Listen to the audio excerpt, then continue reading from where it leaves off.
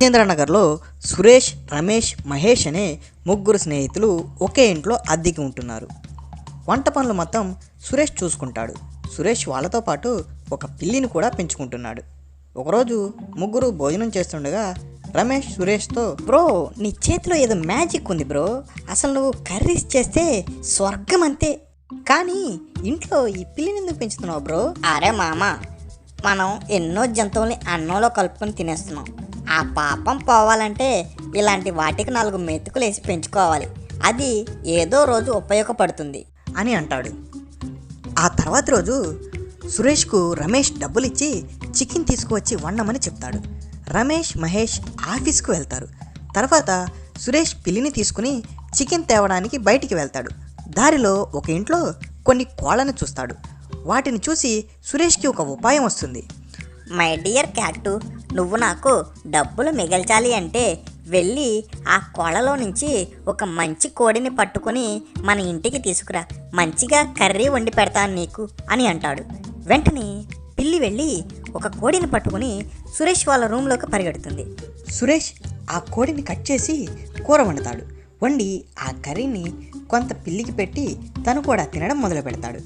Curry taste చాలా బాగా ఉండటం వల్ల చికెన్ సగం పైనే సురేష్ మరియు పిల్లి తినేస్తారు. చివరకు పిల్లితో సురేష్ ఇలా అంటాడు, అరే ఆగవే, నేనే పెద్ద తిండిబోతును అనుకుంటే నువ్వు నాకంటే తిండిబోతులా ఉన్నావే. వాళ్ళు చికెన్ వండమని డబ్బులు ఇచ్చి వెళ్ళారు, కర్రీ ఉంచకపోతే ఏడుస్తారు అని అంటాడు. ఇక సురేష్కు ఏం చేయాలో అర్థం కాక చికెన్ కర్రీలో కారం ఎక్కువ వేసి రమేష్ వాళ్ళ కోసం ఉంచుతాడు. రమేష్ వాళ్ళు మంచి ఆకలితో వచ్చి కొంచెం చికెన్ కర్రీ వేసుకుని భోజనం తినడం మొదలు పెడతారు.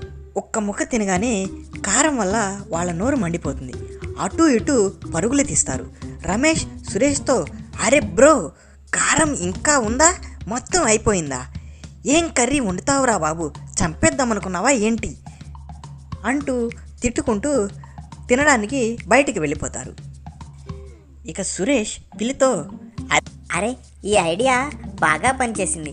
చికెన్ వండినప్పుడల్లా మన ఇద్దరికి సరిపోను తినేసి కొంచెం కారం ఎక్కువ వేస్తే చాలు, సెట్ అయిపోతుంది అంటాడు. అప్పటి నుంచి ఎప్పుడు చికెన్ కర్రీ వండినా రమేష్ వాళ్ళకు ఎక్కువ కారం వేసి తినిపిస్తాడు. దాంతో రమేష్ వాళ్ళకు కోపం వచ్చి సురేష్కు చికెన్ వండేందుకు డబ్బులు ఇవ్వటం మానేస్తారు. దాంతో సురేష్, అరచి డబ్బులు వచ్చే మంచి దారి మిస్ అయిపోయింది. ఈసారి మంచిగా వాళ్ళకి చికెన్ కర్రీ వండి పెట్టాలి. వాళ్ళు మళ్ళీ డబ్బులు ఇవ్వటం స్టార్ట్ చేస్తారు. ఈ పిల్లి కూడా నాకంటే ఎక్కువే తినేస్తుంది.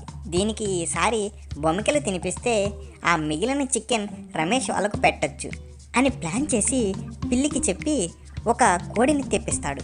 తర్వాత మంచిగా చికెన్ చేసి రమేష్ వాళ్ళకు తినిపిస్తాడు. కర్రీ తిని వాళ్ళు సురేష్ని బాగా మెచ్చుకుంటారు. సురేష్ తర్వాత పిల్లి దగ్గరికి వచ్చి, అరే నా ప్రియమైన పిల్లి, మ్యావ్ మ్యావ్, ఈరోజు కేవలం ఎముకలు మాత్రమే మిగిలాయి, కొంచెం అడ్జస్ట్ అవ్వు ప్లీజ్ రా అని పిల్లికి ఎముకలు తినిపిస్తాడు. దాంతో పిల్లి ఏమీ అనలేక సైలెంట్గా తింటుంది. ఆ తర్వాత రోజు కూడా సురేష్ పిల్లితో కోడిని తెప్పించుకొని చికెన్ కర్రీ చేసి తింటారు. పిల్లికి మాత్రం ఎముకలే తినిపిస్తాడు.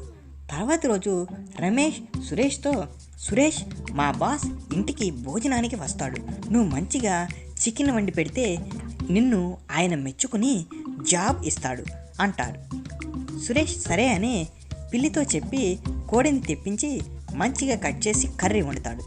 అప్పుడు పిల్లి సురేష్ని చూసి, అరే సురేష్, రోజు నేను కోళ్ళని తీసుకువస్తుంటే చక్కగా వండుకొని తిని నా మొఖాన్ని ఎముకలు పడేస్తున్నారు. చూస్తా ఈరోజు ఎలా తింటారు. నేను నీ ఫ్రెండ్ రా, నీకంటే పెద్ద ఎదవని. చూడు, జాబ్ కోసం ట్రై చేస్తున్నావు కదా, వాళ్ళతోనే నిన్ను కుక్కని కొట్టించినట్టు కొట్టిస్తా అని అంటుంది. ఇంతలో కర్రీ వండేసి సురేష్ బీర్లు తేవడానికి బయటికి వెళ్తాడు. ఇంతలో పిల్లి కారం డబ్బా మొత్తం కర్రీలో కలిపేసి అక్కడి నుంచి వెళ్ళిపోతుంది. రమేష్, మహేష్లు వాళ్ళ బాస్తో వచ్చి భోజనం మొదలు పెడతారు. అందరూ తలో ముక్క నోట్లో పెట్టుకోగానే కారంతో వాళ్ళ నోరు మండిపోయి కేకలు వేస్తూ అటు ఇటు పరుగులు పెడతారు. కొంతసేపటికి సురేష్ అక్కడికి వస్తారు. ముగ్గురికి పట్టరాని కోపం వచ్చేస్తుంది. ముగ్గురు కలిసి సురేష్ను పట్టుకొని కొట్టి రూమ్ నుంచి బయటికి పంపిస్తారు.